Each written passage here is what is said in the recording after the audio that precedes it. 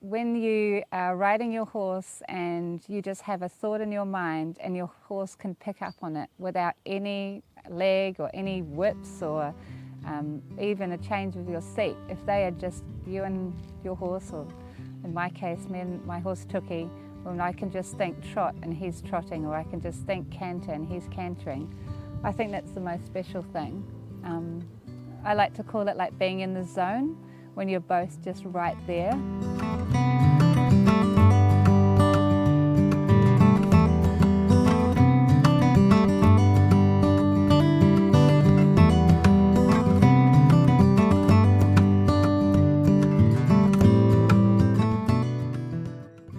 I think I've had, ridden lots, hundreds of horses over my life. You get that special connection with that one horse, and it is very special, Being a show jumper, you've got to trust your horse. I had a little horse called Poppet. He was called Ista Cruz, was his show jumping name. He was only about 15-1, and he did Grand Prix. And that's some of the jumps are just about as big as them. So you've got to have full trust in that little horse to get you over those fences. And he was a horse that he'd give anything a go if I asked him. If you asked him to ride off a cliff with you, he would. So, to have that connection and that trust is an amazing, special thing. Yeah.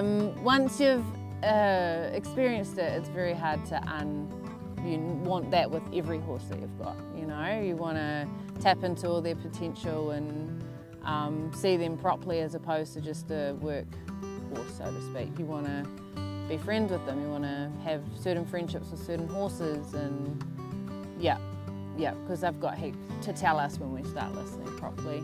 Yeah, it's amazing. I think we kind of get a bit attached because they're quite opinionated, and they kind of tell us what they're feeling, and so we can kind of relate to that in a way.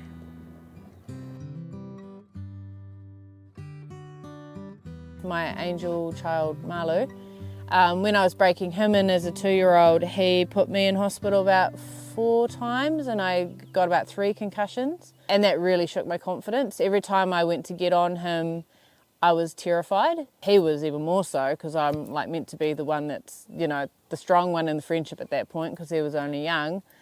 Yeah, and that really, it took me a lot to work through. I had to work on myself to make sure I was confident and competent for him. Even if I was bullshitting it a little bit, would just hold my fear, what I would do is I'd hold it in my little toe so that I wasn't clamping on him, and I would just hold it, and then I would kind of fake it till you make it. And that was a huge learning for me.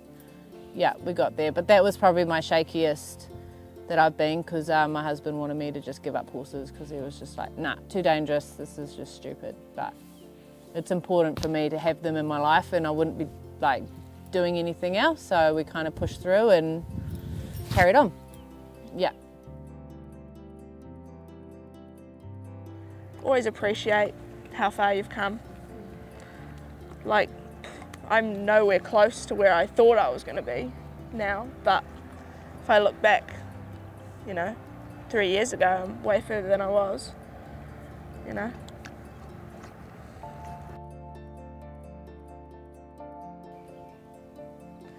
I think horses have an amazing ability to help us rediscover ourselves. The horses, they help you build confidence and trust in yourself and trust in your body. And I think through that, it actually helps with anxiety and worry, because you're no longer living in what happened in the past, you're no longer worrying about what's happening in the future. You're just living in the moment with your horse and just grateful for that time. They end up your best friends, don't they? You can have a bad day and you can go out and tell your horse anything. He doesn't judge you, he doesn't, call you stupid, and you can tell him, your whole life. And, just to get out there and, by yourself with your horse and go for a ride, and, it's a really lovely thing.